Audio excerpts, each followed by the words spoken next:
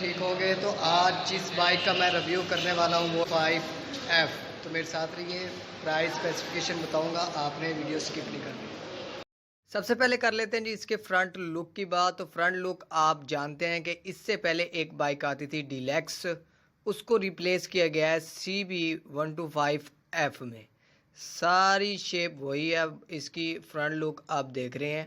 Engine کی power same ہے, عام 125 جتنی اس کی پاور ہے, اور اس میں جو فرق ہے وہ ہے جی سیلف سٹارٹ کا.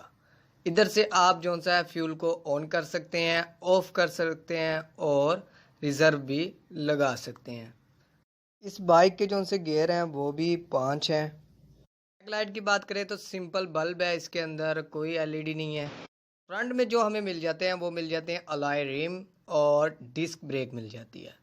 پاور پریشر بریک ہے. ڈیلیکس میں کیا تھا اس ٹائم جو سا ہے انہوں نے الائے ریم نہیں دیے تھے اس بائک کے اندر. اس بائک میں جو سے ہمیں الائے ریم مل جاتے ہیں.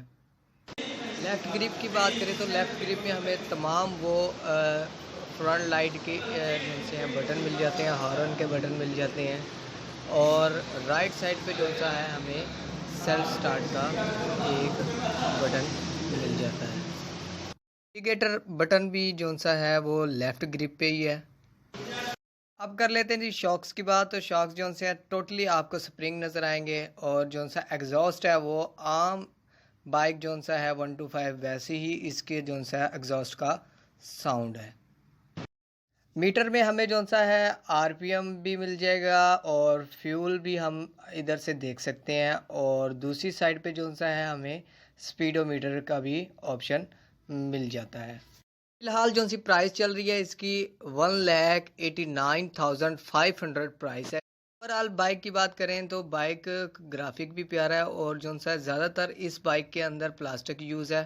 فرنٹ مڈ گارڈ اور بیک مڈ گارڈ بھی آپ کو پلاسٹک کا مل جاتا ہے. آئی ہوپ کہ آپ کو میری ویڈیو پسند آئی ہوگی. لائک سبسکرائب ضرور کریں. Thank you for watching. اللہ حافظ.